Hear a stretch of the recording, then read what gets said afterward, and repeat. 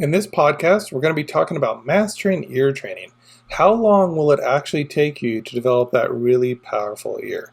So this podcast aims to demystify ear training, provide practical advice, and I really want to inspire musicians at all levels to start the process of training their ear.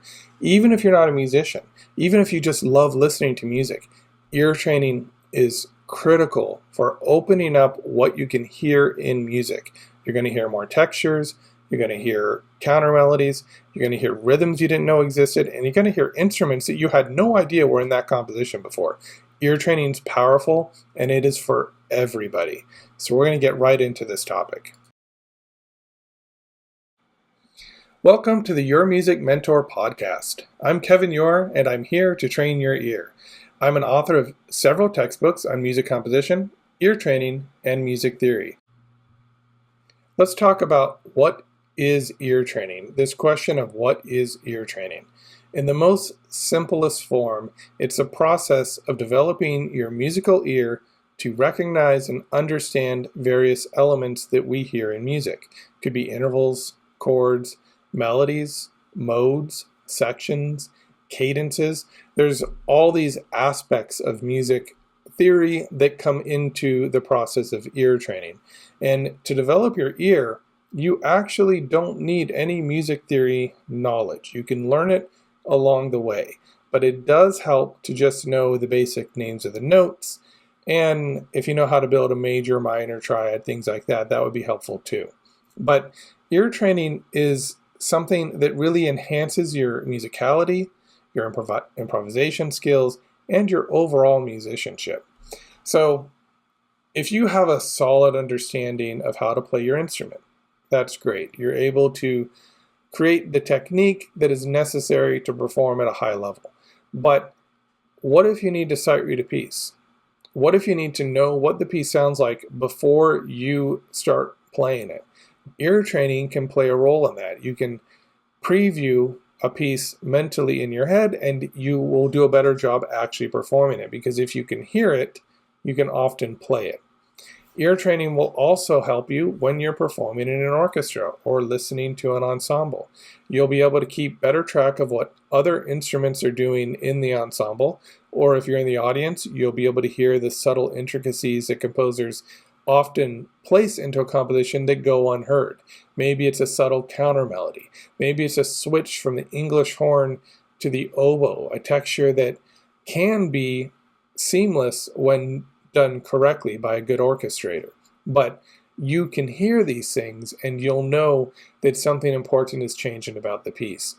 So ear training is so important for so many different reasons.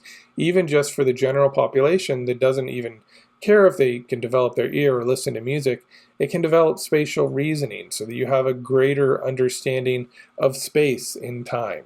So there are so many reasons to develop your ear, but this is not necessarily a podcast on convincing you ear training is necessary.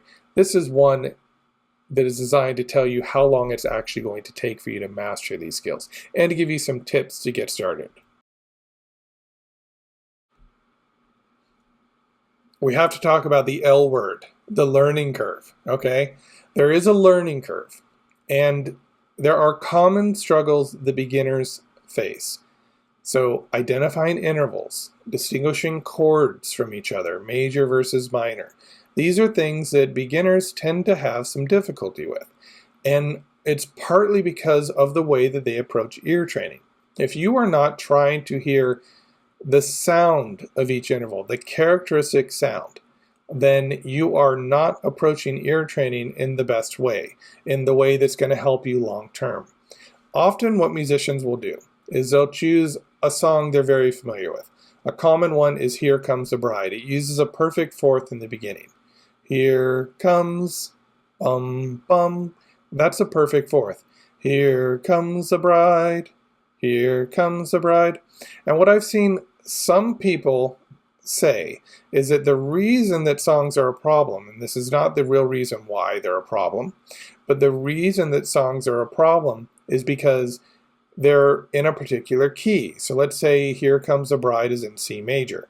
So if you learn the perfect fourth and Here Comes the Bride in C major, their reasoning is that when you transpose it to another key, you don't know what a perfect fourth sounds like, or that a perfect fourth sounds different in the context of a key, whether you're on the first scale degree, the second scale degree, or a third scale degree. So they have all these reasons for why that doesn't work. But the real reason it doesn't work, and if you're hearing that from somebody, I'll just caution you that they probably have perfect pitch.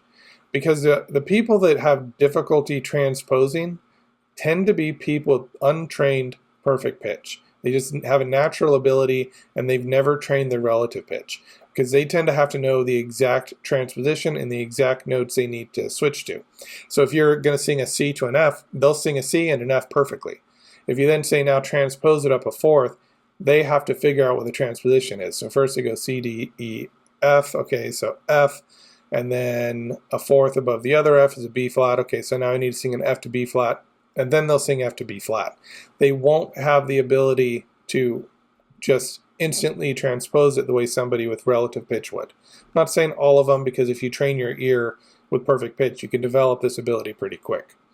But the problem here, the barrier, if you will, is that people are using songs to identify intervals rather than just learning the characteristic sound of a perfect fourth or a fifth. So here's a fourth. Bum, bum, bum, bum. It has a certain quality to it compared to the fifth. Bum, bum, bum, bum. The fifth sounds more open, almost more triumphant. The fourth sounds like it has a little more friction to it, almost more subdued. Bum, bum, bum, bum. So these are some of the things to be aware of when you are training your ear. You want to get into the sound of the characteristic feeling of it. Now, how you do that is beyond this podcast, but I do teach you how to do this in my Flawless Ear Training course, and I will talk about this more in future episodes of the podcast. So before I talk about how long I think it's going to take, let's share a story, my own story. So when I was in my master's program, I thought I had a pretty good ear. I had my bachelor's degree in music. I spent extra time in my bachelor's degree because I wanted more of an apprenticeship. I was less concerned with the actual degree. So I spent extra time getting that bachelor's degree. And I focused on ear training, but I focused on it all wrong. Because when I went to my master's program and I was studying with Daniel Asia, a really well-known composer over at University of Arizona, one of the first things he did in my lesson was he spent 10-15 minutes at the beginning of every lesson and he tested me on intervals and chords. And at first I was a little annoyed because I just wanted to study composition with him. But then I realized, okay, I am really bad at this. I realized that he was playing these intervals and I couldn't identify them. And it was really embarrassing because I thought I had a great ear. And so what he did for me, and it was far more valuable than spending a full hour on composition, because he only spent 10 to 15 on ear training, is he kind of sparked this desire to say, hey, I need to get a better ear. It's important. I'm embarrassed in my lessons. I need to get better, and I need to get better fast. And so I started to seek out other options for training the ear. And I developed 2,000 audio files that I could put on shuffle, and I could just listen to them and then try and identify them and quickly look at the screen because it would show the name of the audio file, and I'd say, okay, that was a perfect fourth, I got it right. And I spent so much time. I went through so many different method books, and I tried to figure out what would work. Now the result is that I've created a program that does work. So it wasn't time lost. And I did develop a really powerful ear, and I later developed the ability to very clearly audiate, which is something I could do in my undergraduate program too. But once I developed this ear, everything snapped into place and became so much more powerful for me. And I mean, it was time well spent. So just keep that in mind. There is a learning curve. You're going to have to put in some time, but it is so worth it once you develop your ear. So let's talk about some of the factors that can affect progress. Regular practice. This is critical. If you have a consistent practice schedule, that is essential. Like any skill, ear training improves over time with dedicated effort. Not hard or strenuous effort, but dedicated effort. That means you have to come in and put time in. The actual process of ear training is easy. You don't get frustrated. You just come in, you practice every day, and you go on with your life. But you have to do it every day, and it has to be consistent. The other thing that can affect your progress is the quality of training materials. So the effectiveness of your ear training, it depends largely on the resources that you use. You want something that is well structured, that focuses on intervals, chord scales, and eventually rhythms. So you want something that is all-encompassing. If you have something that only focuses on intervals, you won't develop the real skill that you need to be fluent in ear training. And you also need a program that addresses things in a very sequential way and that is intelligently designed. I see a lot of programs out there that are very good at helping you develop specific skills. But tell me if you've heard this one. You learn all of your intervals, but then you go and try and write out a melody that you hear using a process known as dictation, and all of a sudden you can't do it because when the intervals are in context, you don't hear them properly. This is because you only trained your ear in one way. It's kind of like going to the gym and just working out your bicep. You're going to have a huge bicep, but the rest of your body is going to stay the same, and it's going to look weird. So ear training programs that only focus on one thing and aren't holistic and don't incorporate multiple exercises to give you a well-rounded ear are going to hurt you in the process. The other thing is if they move too fast. If you have an ear training program that jumps and immediately says, okay, identify 5 intervals, just keep practicing them until you get them. This is never going to work. This is not the best way to develop your ear, and the reason it will cause actual damage later on, in my opinion, is because when you don't take the time to focus on one interval, you don't build the necessary pathways. It's like a bike running a path in your brain. Every day it runs the same path, and it forms a deeper and deeper groove until that path is so well worn that you don't even have to think about how you're going to get from point A to B. You just follow the path. This is what ear training is.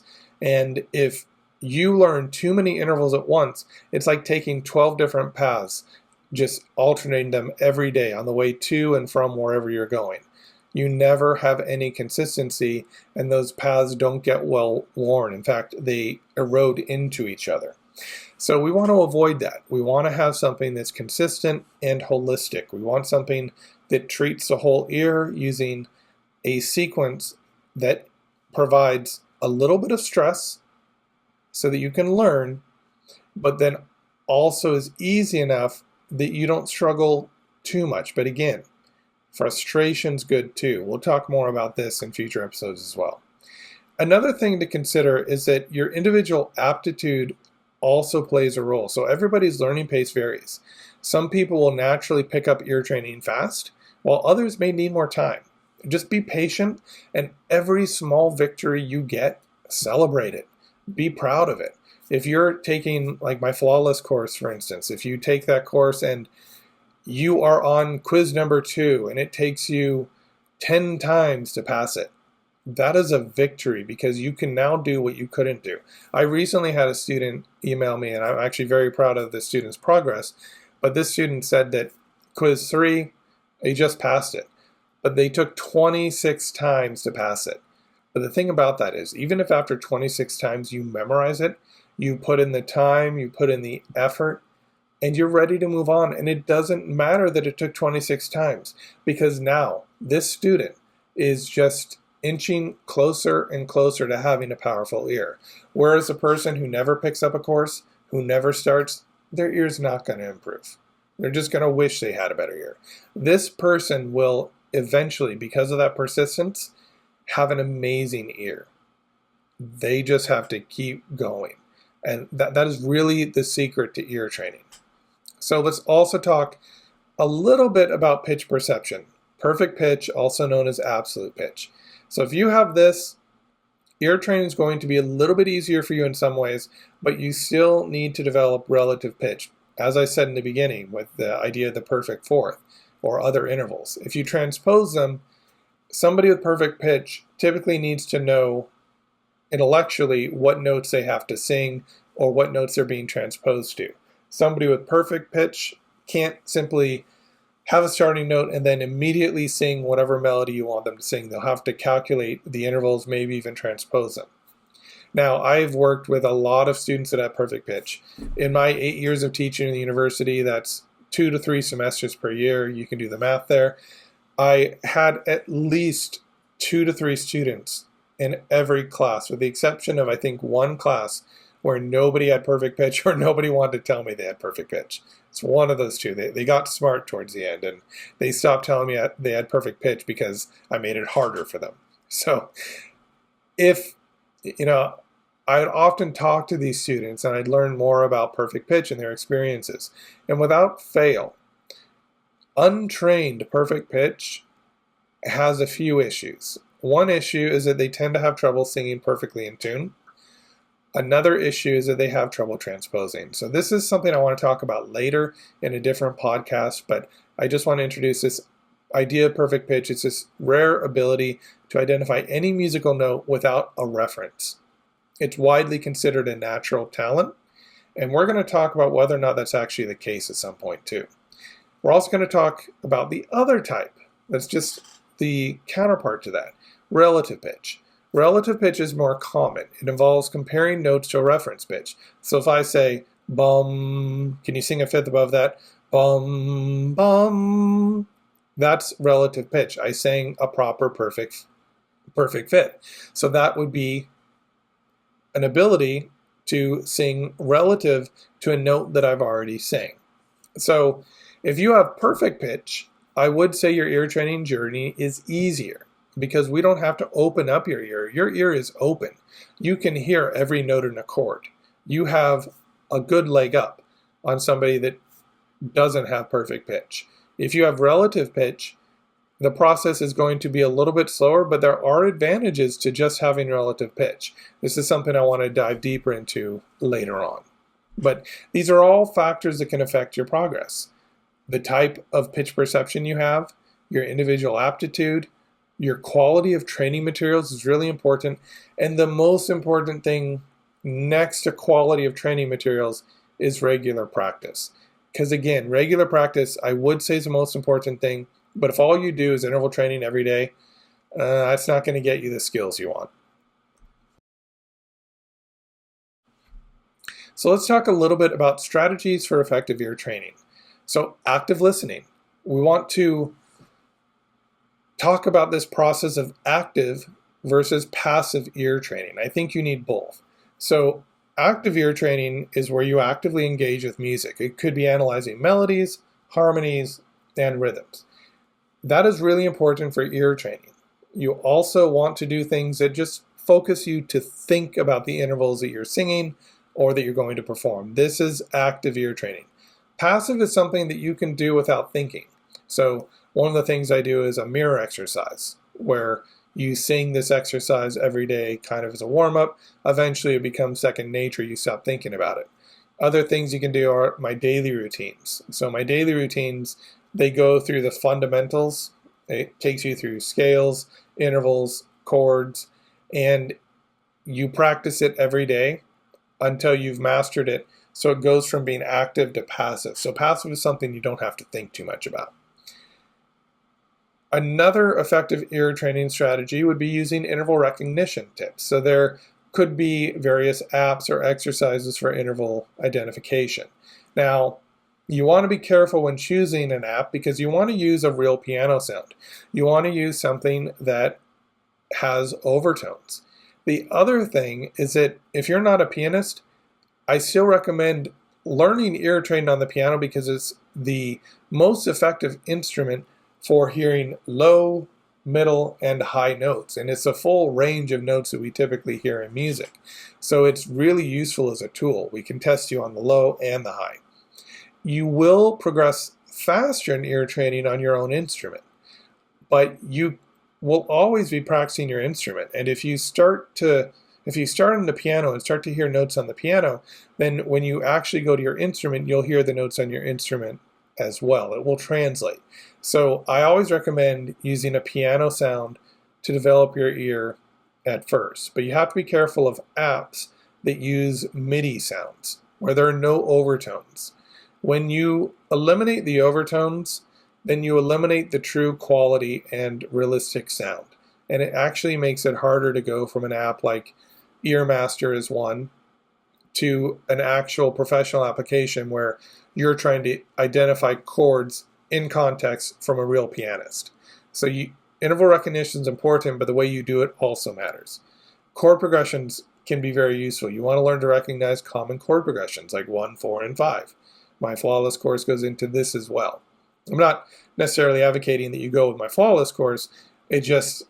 Obviously it fits the idea of what I have about ear training, and it makes it easy because I just take you step by step. You don't have to think. You just complete the exercise and go home, right? Another thing that's really effective, which I don't talk about in my Flawless course very often, is transcribing music. So you want to be able to transcribe melodies or solos by ear. So one thing you can do is find a fairly simple solo at first, maybe just a single melody, and try and write it out. Take your time. Get an app that slows down the music and figure out what is actually being played. This is a great way to develop your ear. The Flawless course does deal with this. We have dictations, and eventually they get more complicated as you go, but it's also useful to just kind of find one of your favorite tunes and take a day and just try and transcribe it. It can be a lot of fun, and your ear can develop pretty rapidly this way too, especially if you're doing everything else, chord progressions, interval training, trying to hear inside notes. There's all these different things you can do.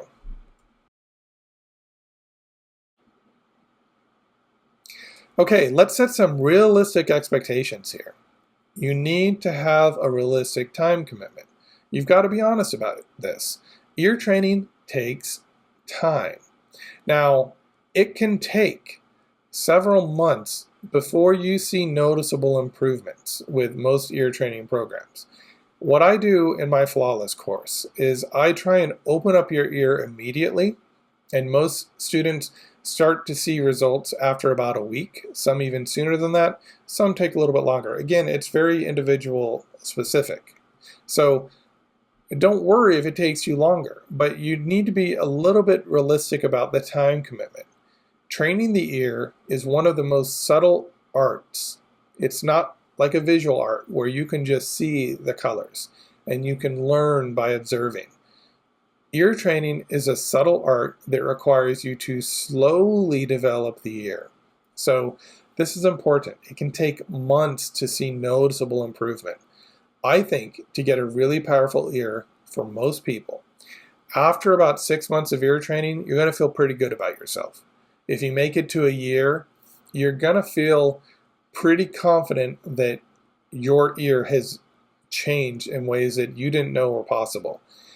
After about 2 years, I would say with diligent effort and daily work, you could have a pretty powerful ear. Now, if you want to have a true expert ear, I would say anywhere from 2 years to 4 years is how long it will take. So you have to be realistic about this. My Flawless course has over 200 lessons, and if you were to pass each lesson daily, which is almost impossible for most of us, including me, I wouldn't, if I had taken it for the first time, it would have taken me a few days, few weeks on some of the lessons. So if you were to go through it daily, it would take you a little over half a year to finish. If you take your time and you really follow the instructions and get really high scores on each lesson before moving on, it can take you about a year. It's going to take me a little bit longer to create the whole course, but it takes time. And so when I created the Flawless course, kind of getting off track a little bit, I wanted to create something that just worked where you could come in, listen to a video, and go home and not worry about it. And then come back again, press play, listen, develop your ear, go home. I wanted something simple. I wanted something that eventually encompassed all the major aspects of ear training that we tend to get into, ninth chords, seventh chords, things like this, complex progressions, hearing deeply into music. I wanted something that it encompasses all of that. And you can take the Flawless course for free over on YouTube. So it's something that I think is really worthwhile for those who can commit to it.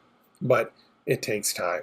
So I would say anywhere from a year to 4 years to really develop your ear. It also takes patience and persistence. So remind yourself every day, progress is gradual, but progress is rewarding, okay?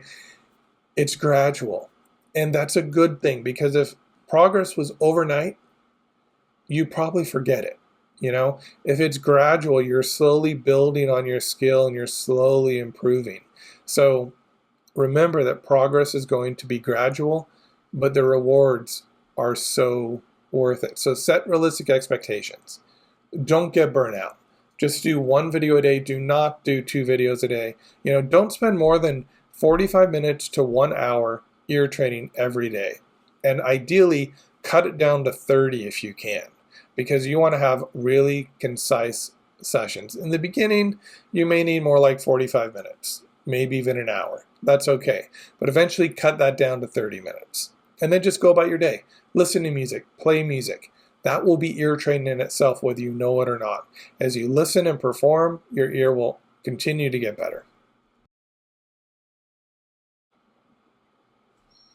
So in conclusion, if you have any questions for me, I'd like you to go ahead and ask them. Ask them on my YouTube page, any social media page you can find. Contact me through my website. Send me an email at Kevin@UreMusic.com. Use anything you can to ask me questions, because what I'd like to do is take listener questions and answer them in future sessions. I think that this could be a really great way to kind of have a conversation between me and you. If you want me to use your name, or if it's okay if I use your name, please tell me that too, and I'll credit the question to you. So what I want you to think about right now, answer this question. What are you willing to do today? What step will you take to start the process of developing a powerful ear? Now remember, ear training is so much more valuable than just being able to notate music or write more effectively or hear more that's going on in a composition as an audience member. Ear training affects the very nature of the way you think. Your spatial reasoning will improve. Your acuity to sounds will improve. Your ability to hear inflections in voices will improve. Your understanding of what other people are actually saying to you, you can actually see and hear fluctuations in their voice with a greater clarity. There are so many ways that ear training helps you improve, and I can't wait to hear your experiences and let me know what methods work for you. I created the Flawless course because I wanted something that I knew would work, and I actually created it for myself many, many years ago, and now I'm putting it out there in a public format. But there's other courses out there that probably work too. So let me know. What are your experiences? What have you used? Chances are I've probably used them too, and I'd love to hear what works for you.